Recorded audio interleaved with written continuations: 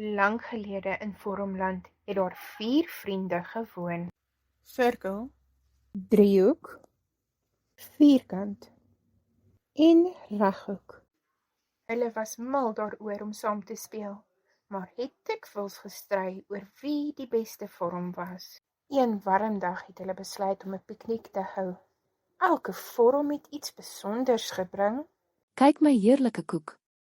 Dit is perfek rond, net soos ek. My toebroodjies het 3 kante. Dit maak hulle die beste. Moenie my koekies vergeet nie. Hulle is simmetries en perfek, net soos vierkante moet wees. En wat is 'n piknik sonder verfrissende limonade? My reghoekvorm kan soveel meer hou. Terwyl hulle sit om te eet, het hulle iets opgemerk.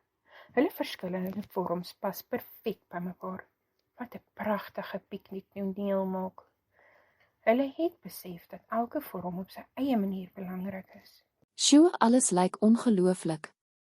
Maar weet jy, en my ronde koek sal nie volledig wees sonder jou heerlike toebroodjies 'n driehoeke nie.